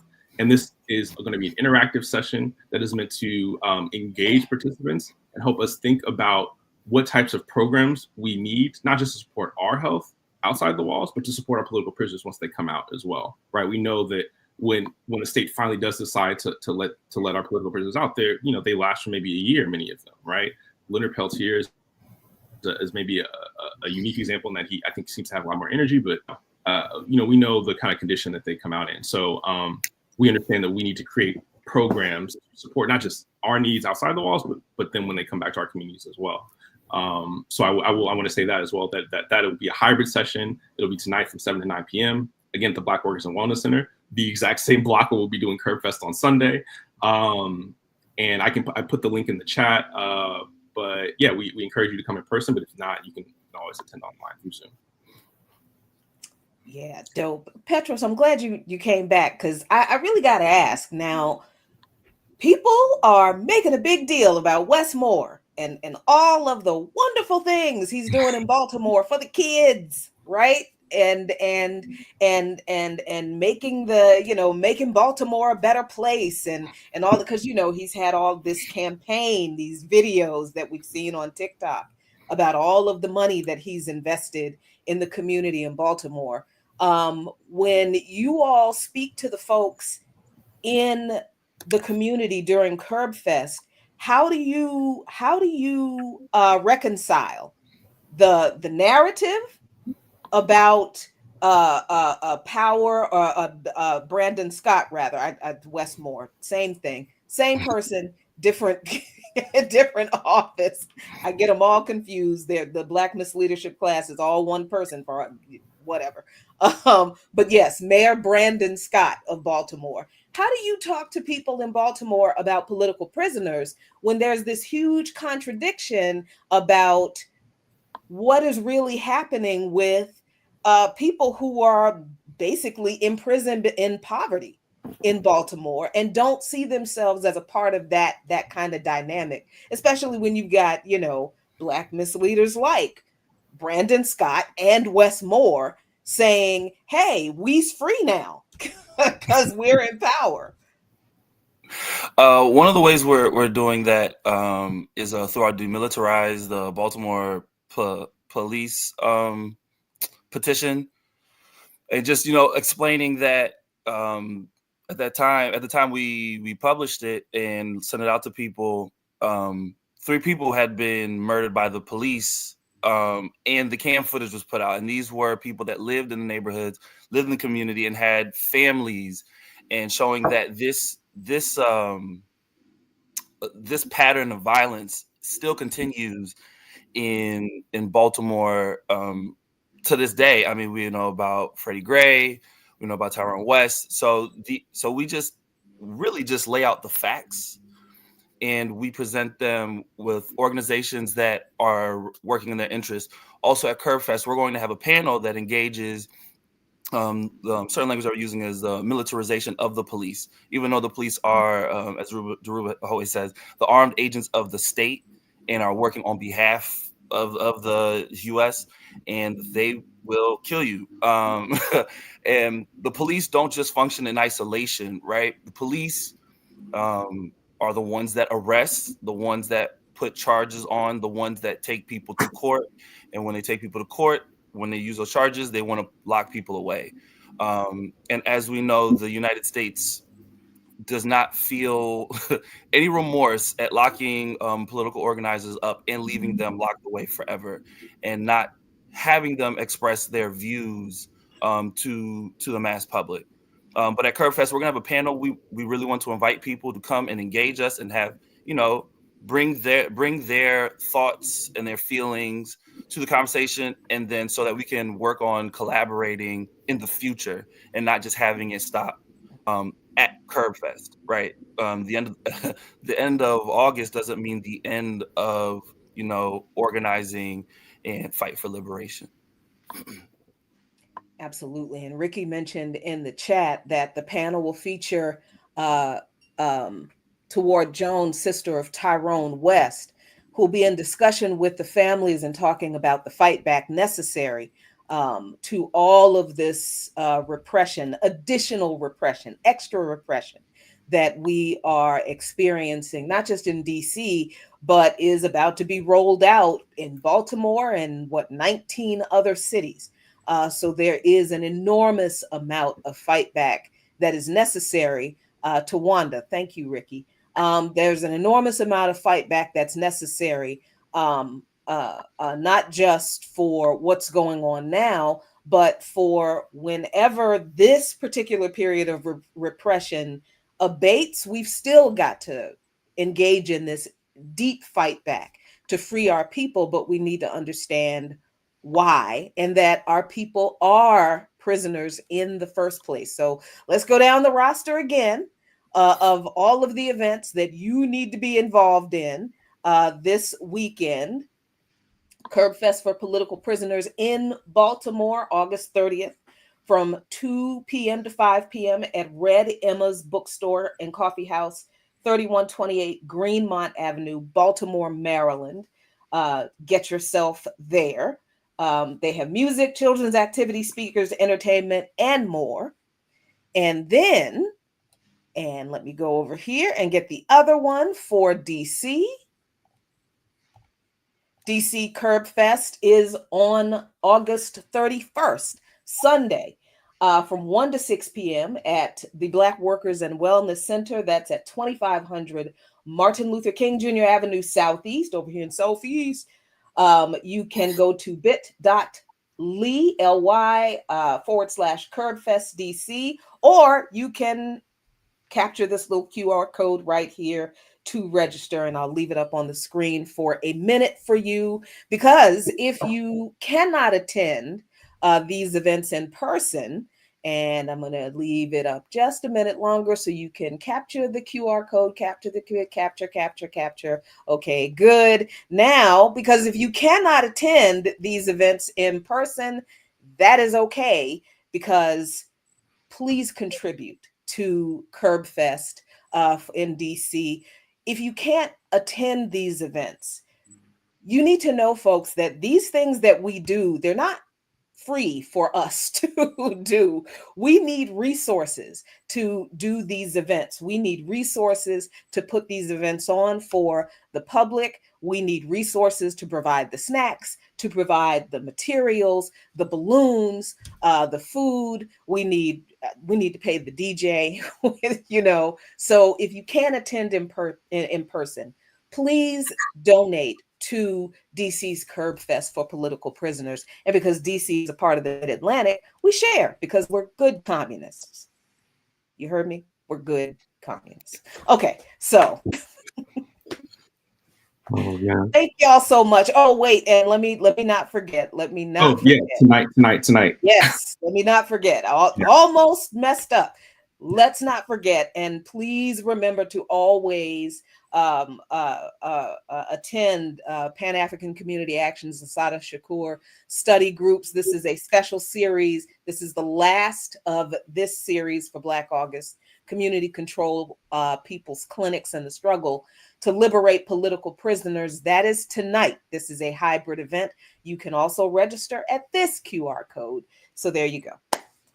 Can I say one more thing, Jackie? I know my other best friend, ear doctor, is going to be so mad that I'm messing up his time schedule, but I hope he'll forgive me this one time. Because you mentioned earlier, and I just don't want this to go pass by, that what is happening, what is being unveiled via this most recent phase of occupation in DC is explicitly coming to every Black coded city in this country. Do not get it twisted. Trump is already listing them. He's already kind of saying, like, I want to go here, go there. So if you live in a Black coded city, right, Chicago, Baltimore, DC, right, you get it. They're coming, right? And we need to be organized and able to resist.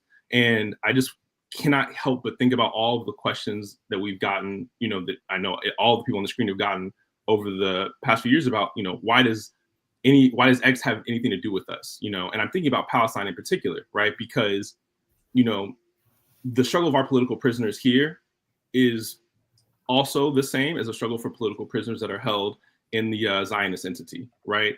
And we need to understand that there will be representatives from Palestinian, liberation movements at Curbfest, right? Because we all understand this connection, right? So wherever, whether you're free outside the walls, whether you live in another city that is not experiencing this kind of repression right now, you're connected to all of these things, right? And I just want to make that connection, because we need to understand that when our experience outside the walls is not just connected to our political prisoners, but it's also connected internationally to the struggles of liberation, many other places, including Palestine. So I just want to kind of make that last connection, because I think that is also something that's not highlighted enough. Absolutely. Kamal, you have anything else? No, I'm good. It's great to see everybody. And I look forward to coming back to DC/Baltimore. We are doing a Curbfest, or BAP is doing a Curbfest here in Atlanta also, which will be coming up soon. You guys have spread this around the country. I know other folks have started it, but I think within the tradition of your work, you've helped spread this around the country. And I'll say too, like, political prisoners, as we think about them as the warriors and the heroes and the folks who have fought for liberation, they're also human beings. And when you send them a letter, it really matters to them. When you go for a visit, it really matters to them. And I've had the great pleasure in these unfortunate circumstances over a long time to make visits to PPs, to talk to PPs, some of the ones who are out now, and meet them while they were locked down. It really matters for them to have these connections to the outside world, particularly political people who are carrying on with their struggle, right? That struggle that they were so intimately involved in, and the very struggle that landed them in prison in the first place. So this work is important, and it's great that y'all have taken it up with all the other organizations that are working with you. I really appreciate these younger folks, in particular, younger than myself, because when I talk all the time about this next generation of people leading this struggle after this generation and older are gone, y'all are looking at them. They are our tip of the spear now. So I appreciate y'all so much. Evan, Tay, Petros, love you. See you soon. Peace, y'all. Well, y'all appreciate y'all. Peace.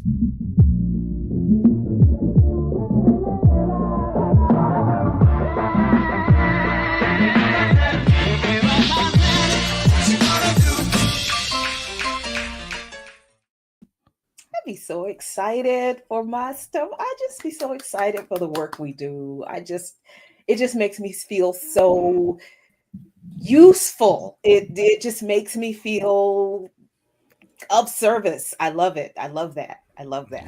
I'm sorry. You're not useful, you're useless. Big up to Evan. I was trying to have a moment, and you just. Oh no! I said no. Good. If you're not organizing, not being out there, being useful, you're useless. Why is Evan back here? I don't know. How did Evan get back? Is Evan going to be a co-host in the future? Yes. Yes. Is that what's happening here? Is Evan volunteering and to be a host? Petros back on in here too. That's right. Wow, he put himself back on his screen by himself to be a. I don't know why host. Oh my God, Evan, I walked into that trap. I should have known. What happened? Oh yeah, Evan, you got a day job? You got no real work. I got to do now. You're not like you got no government. You got nothing to listen. You gotta focus back on Elon. You can't. Nah, I think I'm have to leave Elon. Elon got too much. Too much can happen with Elon. She got a real job. She's not like you. You ain't got a real job, right? You like the rest of us. You like the rest of us. Yeah. I'm not here doing things. It's all good. It's all good. But yeah. I also just want to shout out. What you say? 8 to 10. Like 8 to Tuesdays, Wednesdays. Mind your business, Kamal. Stay off that man. You're recruiting. Look at that smile. My man is a natural host. Very much.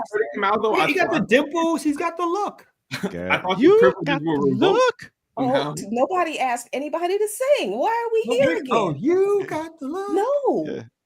Wait, I gotta get right. I messed that up. Wait a minute. You just stop.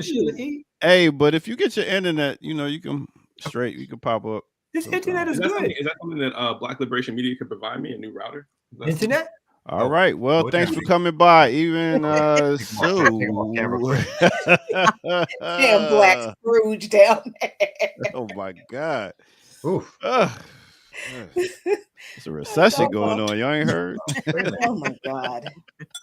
What are you doing? Get it. You also look, and Uncle Nearest, they also sent Uncle Nearest glasses. Oh wow! They sent this is where the loan money went. This is where that loan money went. Besides her salary, this is where that loan money went. $200 out of the whole loan, and the rest of it went to her salary. She's like, we got to pay that back. You're right, Stephen. Not with these tariffs. We cannot get no routers. Too much. That's my excuse for everything. Hey, yo, guess what? If y'all in Atlanta tonight, come out and see me. I'll be DJing this open mic night tonight. This should be pretty fun. So yeah, that's it. Where? Oh, it is on Sylvan Road at Yaya's spot. So come through and check out Yaya spot. And we're gonna be doing some things tonight. Good times.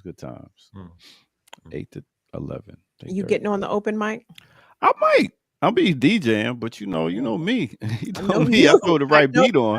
You throw the right beat on, I'm gonna spit something. Stop playing. Like Redman say, you be doing it to mics when you're heterosexual.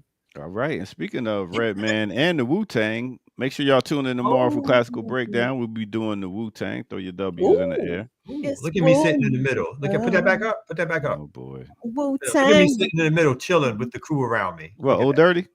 No. I said sit in the middle with the crew around me. Oh, okay. Yeah. You are the jizza. You must accept your role as the genius, the jizza, the genius. The elder of the group. Yeah, he is.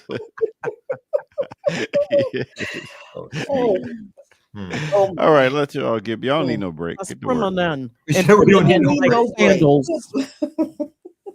Have any of you got a story y'all want to pull up? I do have a weird. What you got? What you got? So I got, Trump, as always, is in the news, and this was funny to me. So Cracker Barrel, apparently, the home of the crackers, decided to change their symbol and take off the old white man.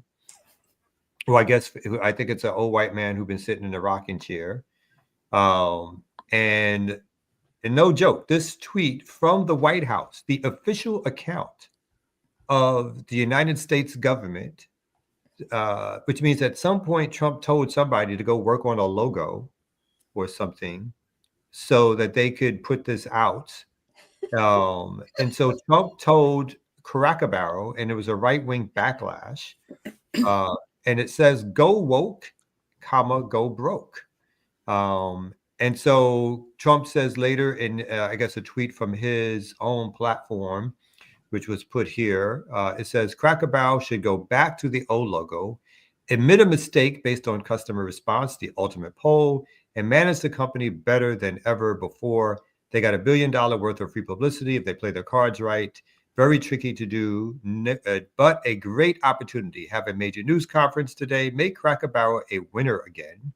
Remember, in just a short period of time, I made the United States of America the hottest country.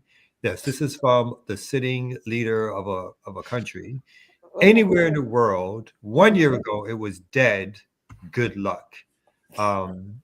He did this, apparently, I feel like he had to do this while he was sitting there having his 3-hour online staff meeting where everyone was forced to or understood their role, which was to give praise to Trump as they spoke around how he has turned the country around. And so, yeah. So I just was mixing the two, but it's a complete egomaniac. But it also shows that, they took off again. They want to make sure that the symbols of it doesn't have to be overt whiteness. It doesn't have to be overtly, some white nationalist symbolism, but to just to continually express the idea that this is a country created by whites for whites, to be led by whites. And I think that's the basic underlying theme of a lot of the stuff that Trump does. But interestingly enough, when he tweets, go woke, go broke, I think I saw the stories about Target suffering apparently under this boycott of Black consumers. They're down like 12% over the year. Foot traffic down almost 10%. And I saw a video with Jamal Bryant. Maybe that's where idio came from, but I saw Jamal Bryant, really, taking credit for this, for the effects of this boycott. And he says that this generation of Black folks needs a kind of victory similar to what was achieved under the Montgomery bus boycott. Do y'all think the Target boycott is it successful? Is it achieving its goals, its ends to harm Target? What were the goals and ends? That's the question I kept asking, and people kept telling me that, oh, you don't understand, and you just hating, and you just okay. If the goal is to bankrupt Target, then say that. Say it. Name the goal. Make the goal clear. But if the goal is not to bankrupt Target, then you have to. What is the goal? You want Target you want to cause Target to lose so much money that they're forced to bring back DEI? If that's the goal, then we're going to have to talk about what DEI ever did for Target employees, for Black Target employees, right? For you, what are we going to get? And yes, it's true. The CEO of Target stepped down because they lost all this kind of stuff, lost the money, blah, blah, blah. And then the new CEO apparently set up a meeting with Al Sharpton. Is that what y'all wanted? Was that the goal? Was that it? Because now, if that was the goal, now I want to know what this meeting with Al Sharpton is going to get us through Target. I keep asking what the goal is for this boycott. And people keep saying things like, well, we need to make them pay for getting rid of DEI. Oh, that is not a goal for us. That we get nothing from that. The Montgomery bus boycott produced a material result that changed the conditions that people lived in at the time. What does this boycott do to produce that kind of, and I'm not saying not to do it, I'm just asking what the outcome of this is supposed to be. And that, I think, is the question that never gets answered. And that's kind of an issue for me, because there are other companies that we can really boycott and make a serious global impact, particularly in these times, like all the companies that support Israel and that are also implicated in our oppression, right? Okay, that's no, you're right, 100%. I mean, Black folks in this country, we need our own BDS list, right? Because it's not just Target. Because if you leave Target and go to Walmart, what have you really done? You know what I mean? You haven't changed the system at all. You just sort of redistributing your dollars in a different corporate direction. Nothing is actually changing. And yeah, there are a lot of corporations that are actively harming us with their policies, with their environmental actions, all kinds of stuff. So I agree. No, we should have a list. We need our own BDS list of corporations to boycott. Yeah, I think my only opinion on it is, and I think I spoke, relatively speaking, in favor of the attempt. Now, the cast of characters are, they are the cast of characters, and I have no respect for them, to be honest, and I don't trust them, and I don't share their politics. But they have shown through this boycott that it is possible to, again, and let me say this also, and I haven't looked that deeply enough to understand all the ways in which the reasons why Target has lost some revenue. But I think some of it is being attributed to the fact that this boycott has taken place, and obviously the CEO leaving it's not a real outcome. By the way, let me just say that we just clarify. He didn't resign. He stepped aside, so now he is the head of the board. So he didn't really go nowhere. He just made a lateral. He didn't leave the company. But so somebody else is going to be the CEO. But either way, I agree. It's almost like when a cop, and it was a major murder, Black folks protest, and then the chief of police steps down. And then a new chief of police takes the place, and then there's a new murder that takes place, right? So it doesn't change the structure, the outcomes, or anything about how Black people are murdered by the police. And like you said, targeting Target by itself will not change the ways in which Black folks don't own these companies, are not hired by these companies, are paid low wage when they do work at these companies. And these companies don't serve the interests of the larger Black community. But with all that said, I think there's something about the fact that during these times, again, if they are to be given some credit, that they were able to do something that was mass-based, not necessarily produced through major media, a boycott that seems to have had some impact. And I think for organizers and activists who are to the left of these people, we need to figure out how to draw lessons from what others have done, as well as critique them. But again, how do we increase our ability to have that kind of within our own community, so that when a well-played or well-made idea is developed for a boycott or a shutting of something down, we too can get that kind of response from the larger Black community. And again, there's nothing to do with me liking them or supporting them or whatever, but there are ways in which we ourselves need to increase our ability to be in dialogue with our own community, right? So, and I know there's reasons why others are able to do it more than us, but those are some of the things I take from the idea of a boycott of Target. What shouldn't happen is that Al Sharpton goes into this meeting with Target and walks out of there securing some sort of grant or partnership with the National Action Foundation. What's his group called? National Action Network. Oh yeah, no, definitely. Yeah, A paycheck, a donation. That's what I think is going to happen. He's going to leave the meeting. All right, y'all, boycott over. Target has agreed to donate. He's going to put me on the board. Right, at the National Action Network. No, boycott done. Good job, everybody. Well done. Target went and got that kid Kai Cenat already. And gave him a deal to get all the Black people back on board. Remember, it wasn't like until 3 years ago. Remember when Sharpton was leading or being the face of a major development in Harlem, which was a gentrification project. And his history, obviously, and to speak about Sharpton's history is to speak about somebody who should never be trusted by the Black community and the Black masses. So just to be clear, Sharpton, who worked on informant for the FBI. Some say actually targeted for to attempt to get Asada recaptured by the FBI. Sharpton, who historically speaking, when he gets lawyers for families, when their family has been killed or hurt by the police, not only is it well known that he is, and I'll say allegedly, gets a kickback from the lawyer, but also asks the families to make donations when they get resources from the city for a settlement. So none of this is to say that Sharpton is some honest broker of Black interest.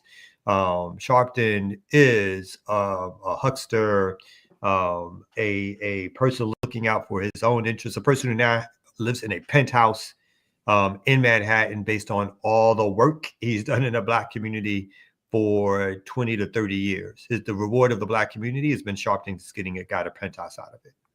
Yeah, this kid right here, who's a big streamer, Kai Cenat. I don't know who this person is. Yeah, he's very big streamer throughout the young Black and white. Yeah, they all know him. So they was like, let's give him some money and get all back on board. Yeah. Oh, so Target has hired a Black influencer. Okay, there's your DEI. Oh, is that what happened? That they hired him now to get some money his way. Said you wanted DEI back. There you go. He is probably the biggest streamer right now. Well, him and Mr. Beast. And Target hired him to help. They threw some money. They threw some money his way.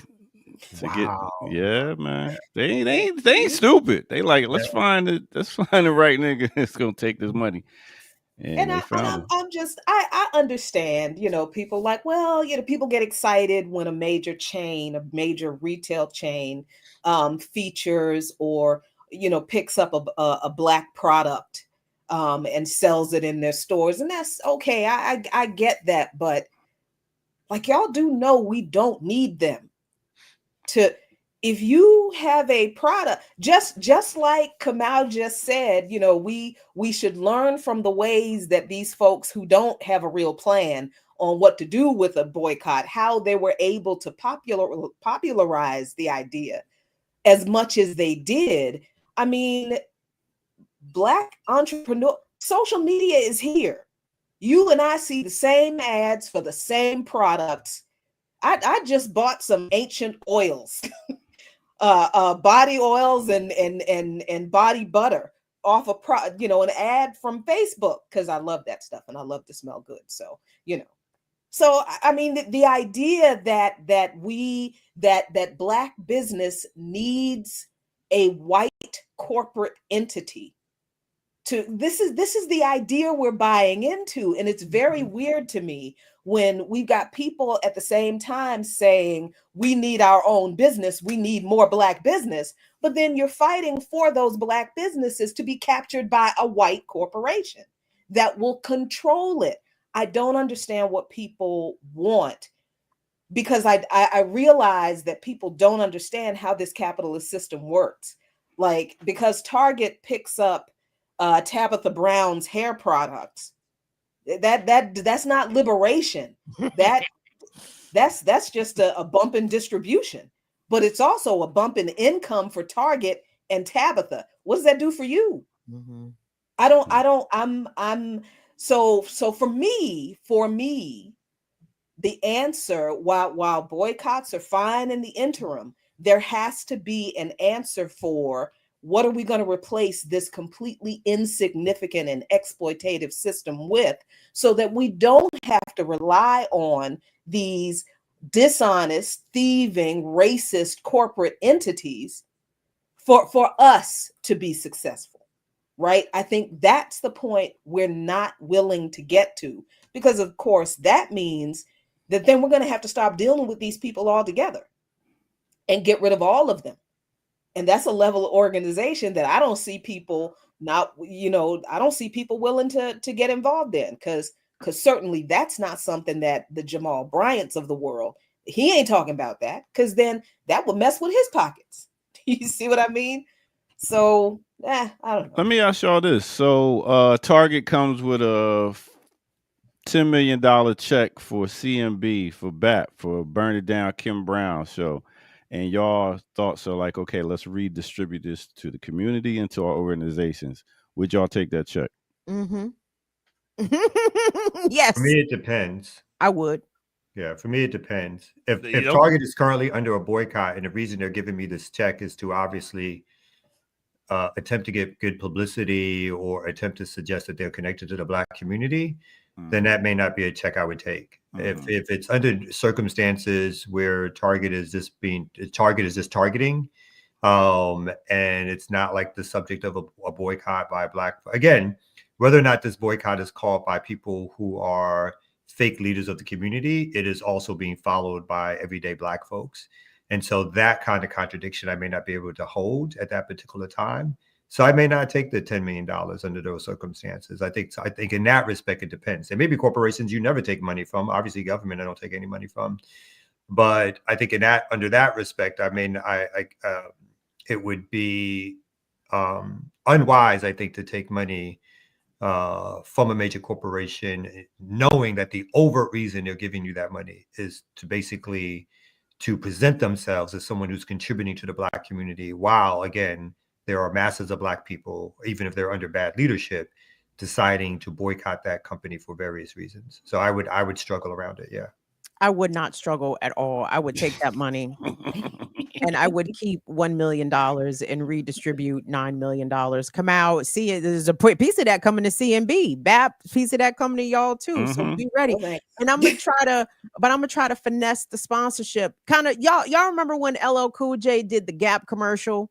And he was rapping and he was like, for us, by us. And I'm like, look at this. This before whites started learning the Dutton language. They didn't even realize that LL had slipped in a promo for FUBU in the Gap commercial. I said, look at so I'd be doing some shit like that. Like I would take the money, but I would try to circumvent it in somehow, not quite meeting all the expectations of the sponsorship. I would do some slick shit with it, but I'm taking it. Make slick shit. Yeah. Yeah. Like Yeah. We would never be offered that kind of that kind of money with our politics without some serious strings attached. And I say that not as a hypothetical. And we have not been offered that kind of money, but there have been a couple of instances where we have been offered money by some organizations that clearly just wanted to influence. And we were like, and it was a pretty good amount of money. It's an organization. I would assume like a voter changing amount of money, and we said no, and it happened more than once. So look, nobody gives you that kind of money without an expectation of something in return. So that's personally myself. If I was not a member of BAP, you'd probably never see me again. If I was an influencer. I mean, $10 million they would have to take me to court, because all those strings that would be attached, I'd be like, nah, you gave me this money. You can't make me do it now, but that's as an individual, that's but no, as an organization for BAP, no. I can confidently tell you that we would not take that money. Give me that contract and we're gonna find all the loopholes. Trust and believe. All right. Well, we did I it. know we're about to wrap up, but that's Yeah. I mean, again, this is the deeper issue of the class warfare within the Black community, right? So there is a class war being waged, particularly by people like Jamal Bryant, celebrity culture, and all the rest of it, that is around continually making us believe, as Jackie was pointing out, that our very survival depends on America's survival. And if we continually go that route or continually think we're connected to these this white structure, this white nationalist structure, then there will never be a break, right? There will never be that point where we can organize the masses of our people again. We have to be the ones who are pointing out, as we try to do in these segments, that this class divide is not about what's best for the masses or the working class of Black people. This class divide is about what's best for a certain elite of Black people within the larger Black community, who then try to convince the rest of us that we need to go along with it because it's good for us when it's never been good for us. All right. On that note, another good Remix Morning Show. Thank y'all remixers for coming out. Before we get out of here, Jackie, what you got coming up on Darker Than Blue? It'll be on Friday at 5. I don't know what I'm talking about. Find out. Come find out. You know she got something to talk about. Burn It Down. What you got coming up? Hey, join me tonight at 7 p.m. Eastern time for Burn It Down with Kim Brown. I didn't do a show last night, so we're going to do a show tonight. I am going to talk about Governor Cantaloupe Head getting the national attention that he desperately craves. So be wary of that light-skinned nigga. But I also want to do a segment. We need the whites to step it the fuck up. Like, I've seen some whites in DC, and the whites in LA is getting rowdy with the cops, and we love it. So we need more of that white energy, okay? White folks, we need y'all bodies out there. We need y'all cussing at the cops. We need y'all out there not getting arrested, not getting brutalized the way that Black and brown people are getting brutalized by the cops and harassed by the cops. So it's time to flex that white privilege, white allies. So get on out there and cuss out some police. So tonight, 7 p.m., Burn It Down with Kim Brown. Come hang out. Your Rugus come through. And Kamal, you know I read a little bit. I read your Rugus. What's the Rugus? Who them? Oh, see, you got to go read the book. Hey, so Kamal, I just see you tomorrow. Which I know book, you ain't got nothing nigga? coming up. Your Rugus. This is the name of the book. Well, who is them niggas? Is that Arabic for cracker? I don't know what that is. Of the European, of the European background. All right, so we'll get back to it. And tomorrow morning, hey, go research. That's what I always tell y'all. Research. We just here as guides. You got to do the research. I'm making cowards cover from the Caucasus Mountains. There it is. Wu-Tang tomorrow. Peace out, y'all. Wu-Tang forever. Ever and ever and ever and ever and ever. Ooh,